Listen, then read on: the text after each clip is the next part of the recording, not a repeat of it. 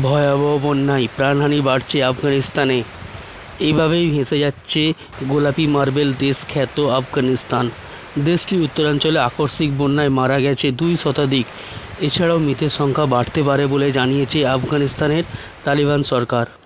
আফগানিস্তানের বাগলাং প্রদেশে এর 5টি জেলায় খুব ভারী বৃষ্টিপাত হয়েছে। এর ফলে বেশ কিছু মানুষ এখনও নিখোঁজ।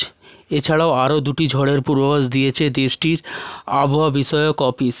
তাই মৃতের এই সংখ্যা বাড়তে পারে বলে আশঙ্কা করছে কর্তৃপক্ষ।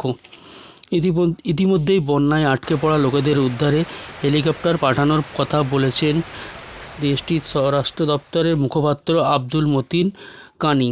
কিন্তু রাতে পর্যাপ্ত আলোর ব্যবস্থা না থাকায় এটি ব্যর্থ হতে পারে বলে জানান তিনি। এছাড়াও ধ্বংসস্তূপে আটকে পড়া লোকেদের উদ্ধারে সেনাবাহিনী ও স্থানীয় লোকেরা কাজ করছে। প্রায় 2000 ঘরবাড়ি, 3টি মসজিদ ও 4টি স্কুল ক্ষয়ক্ষতি হয়েছে।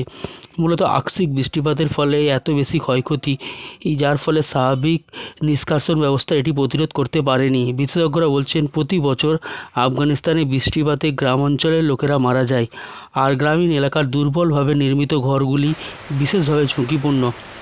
বিশেষজ্ঞদের মতে জলবায়ু পরিবর্তনে বিশ্বের ঝুঁকিপূর্ণ দেশগুলির মধ্যে আফগানিস্তানও একটি হয়ে উঠেছে। এরকমই আরও নিউজ পেতে আমাদের চ্যানেলটির সঙ্গে থাকুন, পাশে থাকুন এবং সাবস্ক্রাইব করুন, লাইক করুন, শেয়ার করুন এবং আপনাদের মূল্যবান মতামত কমেন্টের মাধ্যমে আমাদের জানিয়ে দিন।